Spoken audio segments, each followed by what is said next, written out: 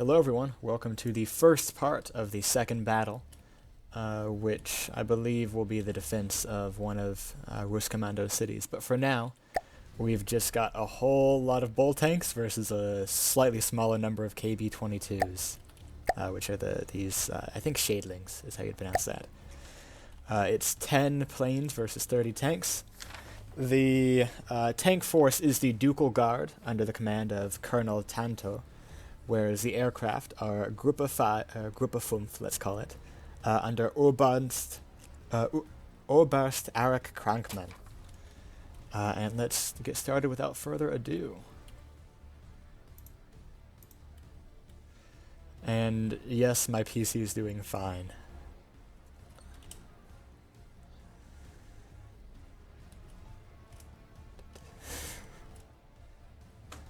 Is that? Nope, just an explosion. Thought I had a rambot there.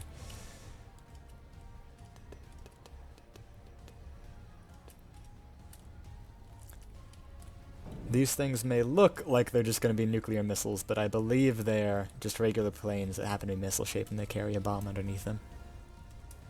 But I guess we're going to find out as soon as they get within range. And then let's get a look at one of these tanks here. This is the Bull tank made by the... Oh, they do have any aircraft. Made by the Victorian Steamworks. Unfortunately, those missiles do not appear to be very good at anti-aircraft. But we'll see if the bombs are any better at anti-tank.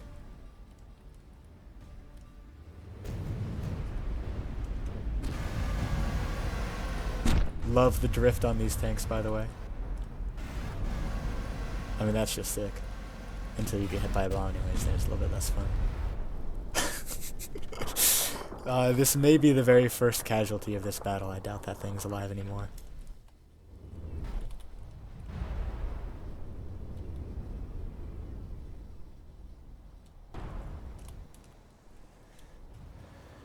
Looks like maybe another one bit the dust there. That could have just been a regular missile explosion.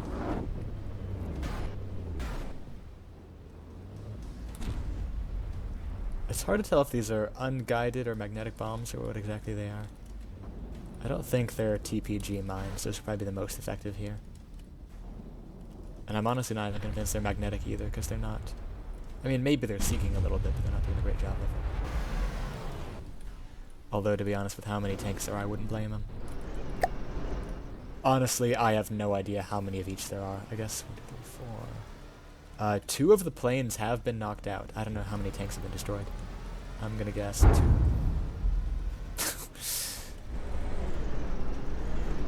actually think that thing's totally fine. Maybe took some damage.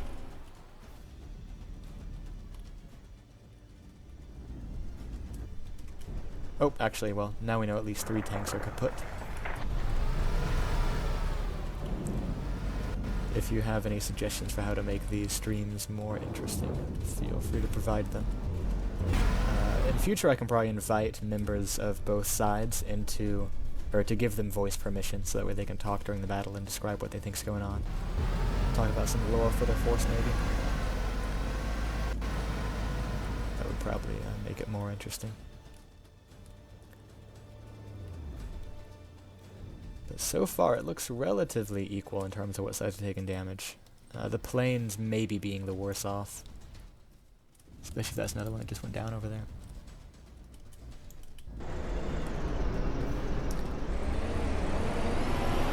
Levianos.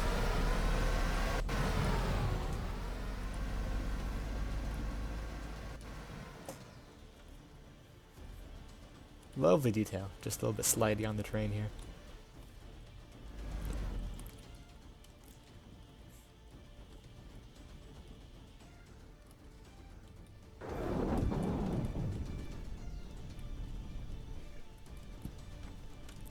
Another tank getting nuked. And by nuked I just mean bombed. Because of course now that nukes are a thing we have to be careful with our terminology.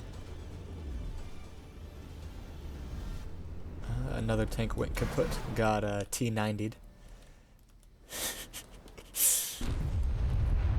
Always love it when FTD does realistic tank things. I don't even know if they came from the same tank.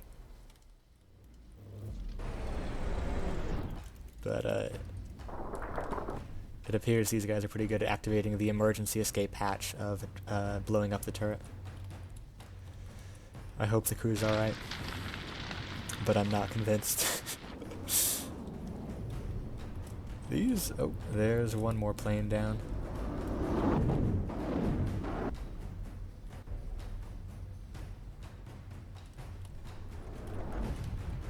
It's actually a pretty cool battle, because we've actually got, like, engagement between dedicated ground attack aircraft and tanks that at least have some anti-aircraft capability. And the tanks look really pretty when they blow up.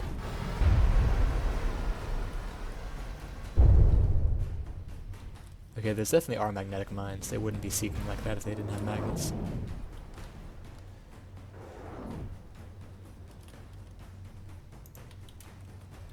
I don't know if you could see that tab that said Discord was streaming or not, but it's gone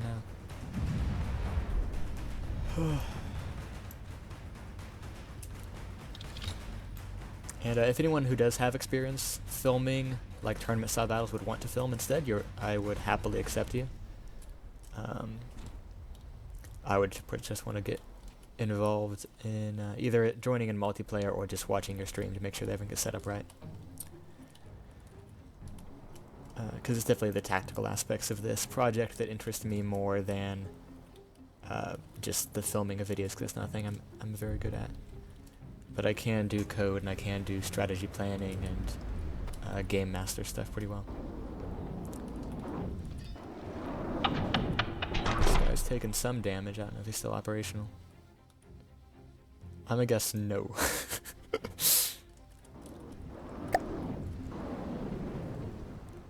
Okay, we're down to 1, 2, 3, 4, maybe 5 KB-22s that are still functioning. And quite a few damaged bull tanks. I don't know how many of them are still running around without turrets. Or what sort of damage these guys can take before they fail.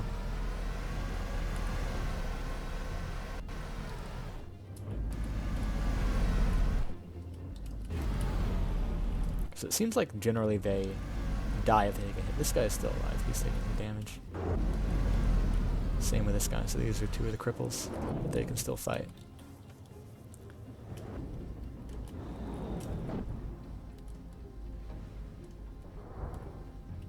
Are those bombs going after the plane that launched them? It seems likely.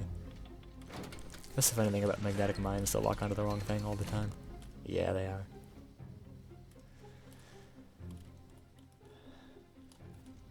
So I'm going to have to be careful with some of my airships that lay mines. They'll go after the airship itself if they don't get a good deactivation delay or a limited range or stuff like that.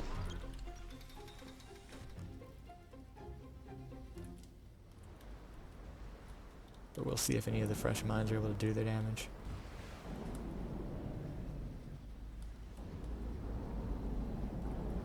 Nope, this one has also chosen the bomber as its magnet target despite there being other closer ones. Strange. It looks like the planes are going to lose this one. I think there's only a couple of them operational, and they're mostly getting chased by their own mines. There's one 4,000 meters away, might be closing back in.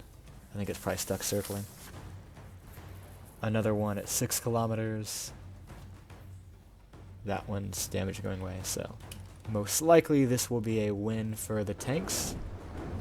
And then I'll see just how much damage the other planes have taken that fled, to see if they're likely to have actually survived the battle and be able to be rescued.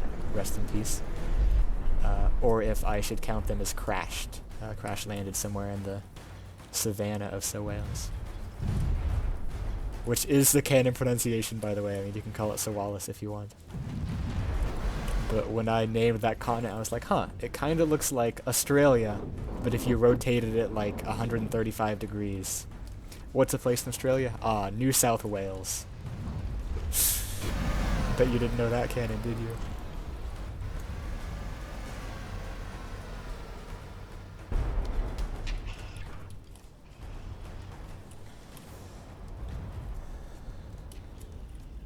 Wonder how much damage this guy's at.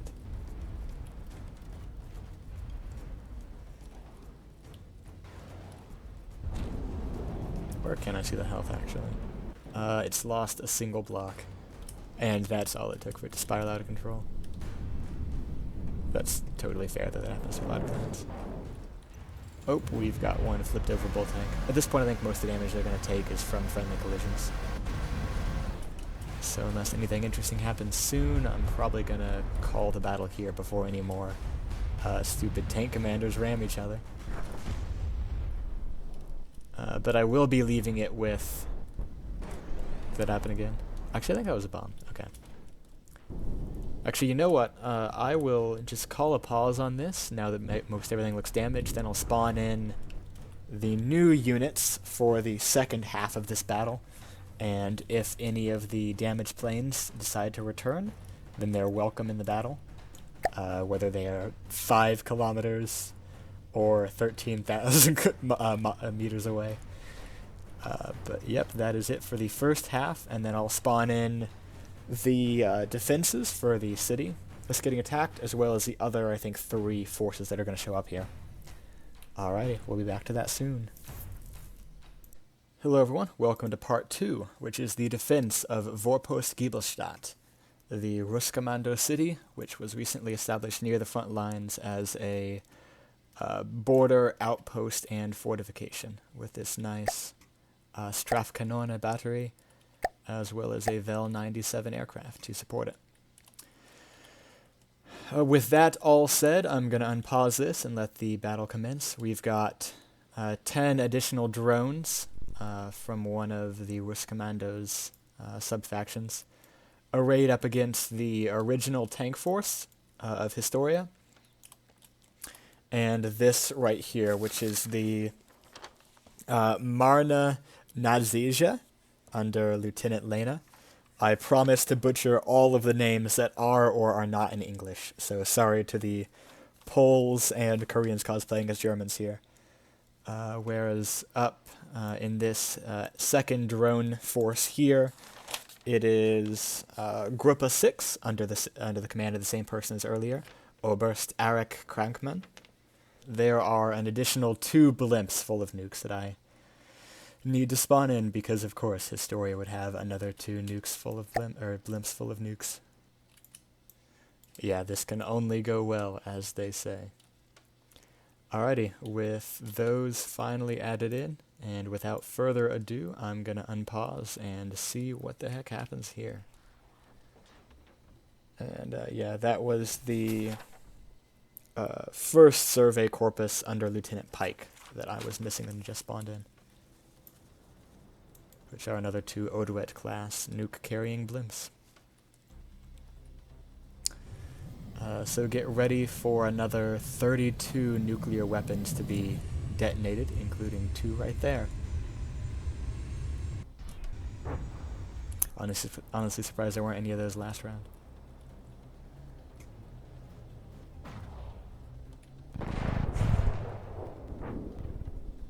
Oh, another one. Can't tell if that was a collision or any aircraft fire. Could have been the Canon in here. Because it is fighting for its life, although I suspect that that will be put to an end very shortly. Get a nice cinematic angle right here as we watch all of the nukes cascading in.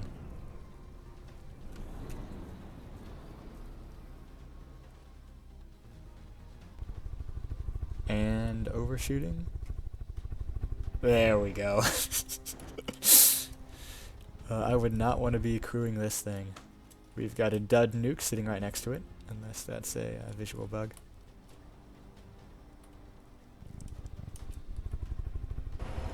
The Duchy may want to investigate their fusing. There they are, goodness. That entire thing is gone. Glorious.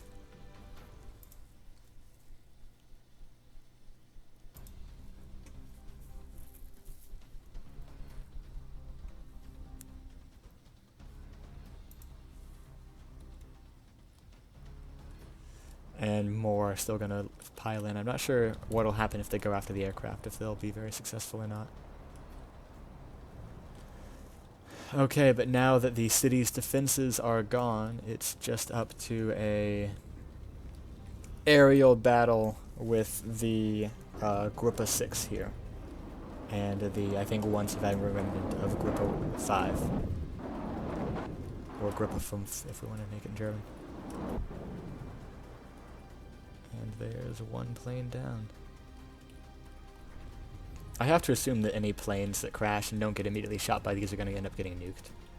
I'm not sure quite what target prioritization they have, but it really doesn't look healthy to have this coming anywhere near you. Or actually, I think it's the big bomber plane there that's getting targeted. Another collision, I assume. Oof. Air-to-air nuclear weapons. Making the US Air Force proud. And then here we've got the entire swarm of bull tanks firing in every direction.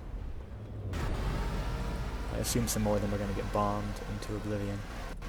Like this fellow right here. Who... That is glorious. That was not what the bomb intended to do when it left its bomb rack, but it could not have been better, I think.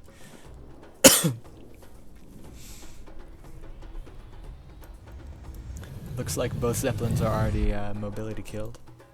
Or at least crashed. Seems like the Ruskommando drones are doing a good job attacking them. A lot of damage here. Yeah, even if this one survives the battle, it'll definitely be a unable to move kill because of that sort of damage, even though it technically can still move. It's obviously grounded, and in any realistic manner you look at this, that airship is not going to be flying. I try to do a mix of realism and from the depths practicality for this. So, ideally, the rules will fit to make things realistic, and FTD will work to make them functional. But that's not always the case, and some things that are like common in FTD don't really make sense in realism. And some of those I'll just ignore, some of them I'll try to make realistic. Like the heavy-handed use of nuclear weapons here, which is totally normal in From the Depths. Totally insane if you try to do that in real life. It will have consequences in a world such as this, because while this may look like an empty desert, and it's honestly mostly an empty savannah, releasing 32 plus 12 last battle 44 nuclear weapons in a short frame of time can have environmental consequences that will be modeled at least to some degree. I'm not going to turn the whole world into a nuclear winter, but in general you should not bandy about with nuclear weapons unless you really know what you're doing, or you've done some kind of special project to make cleaner nuclear weapons. Because the default when you research the technology is going to be your classic fission bombs, like we used at Nagasaki and Hiroshima. Probably more like the uranium, shooting a uranium bullet into a uranium cap kind of thing. Whereas, I mean, if you're doing as many as this, they're probably going to be some plutonium ones, just because that's more economical at times. And then if anyone's using like very, very heavy nuclear missiles, like that are actually their own missile, and actually look like an ICBM, those would probably be thermonuclear missiles, or thermonuclear weapons. But yeah, unless otherwise stated, they're assumed to be those sort of weapons. And that's one case where ejector APS may be useful, because those would be like, give you the damage of nuclear weapons in From the Depths, but without carrying the fallout consequences. But yeah, for now I'm just watching about. I think these are lost nukes. This one has attracted a bomb friend. There we go. I guess those things do work. Another two here. I wonder if these are set to do this whenever there's no large vehicles present, or if they've taken damage or had some issue there.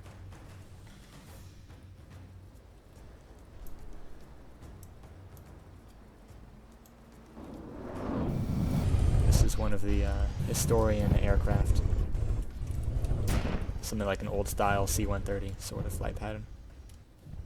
Or, I don't even know if that's the right name, but a bomber-sized aircraft that strays for the cannon, which honestly is super cool, but not going to be the most effective in air-to-air combat, and kind of a little bit unnecessary when there are nukes at hand. But there's still... Let's actually go to the map for a better view. There's still quite a few forces from the Ruskommando Corporation. They're all the Deepwater Guard ones. And these here are all at reasonable altitudes. Some of them used to be in space. I think those all got despawned or moved super far away. So we'll keep going until things seem to reach an end here. If all of the bombers, for instance, just stop attacking or haven't done any damage in a while, then I'll call it. Otherwise, we'll go until all of one side or the other is eliminated.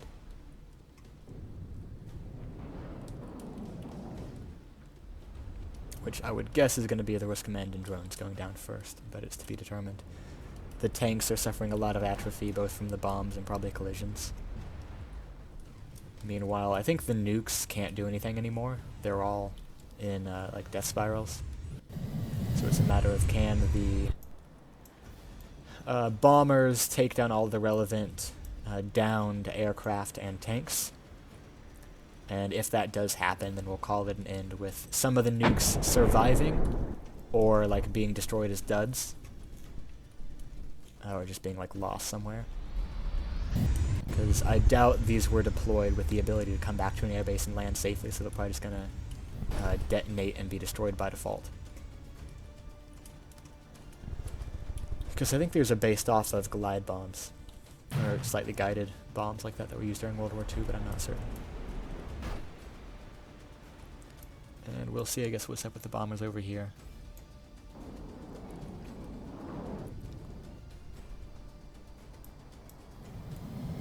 Looks like a few nukes. This one's one of the drones, and I guess it's going after that bigger aircraft. I'm not sure what this other one down here is, if it's one of those drones as well. Yeah. I don't believe they can damage it, because that is a high-flying aircraft, and these are bombers. So that's those two accounted for there, and then this one is the very last one. That is not in space like that fellow there.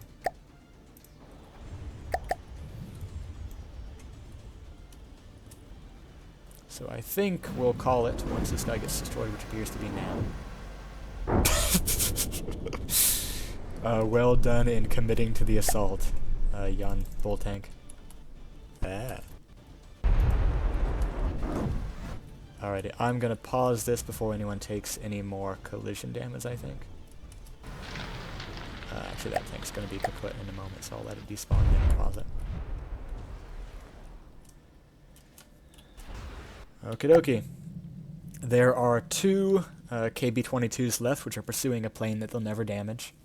So they will be counted as escaped on 95 and 99%. Actually, I'm not sure which of these is that one. Just to make sure I don't get the one in space. The one in space will be considered destroyed. Yeah, that one is way up there.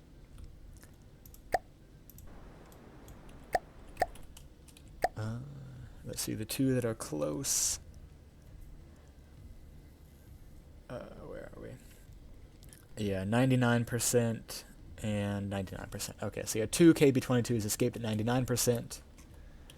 All of the Victorian, the Victorian tanks and the other forces from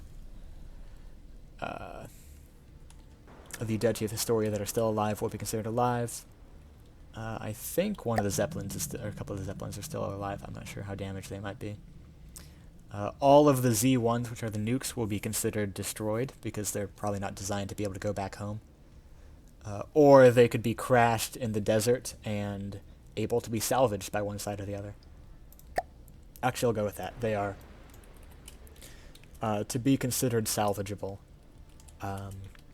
and crash-landed. So if the historians can get to them first, then they'll be able to reclaim their nukes or detonate them in place. Whereas if Ruskommando is able to send a salvage force, then they can recover the nukes and use them as they please.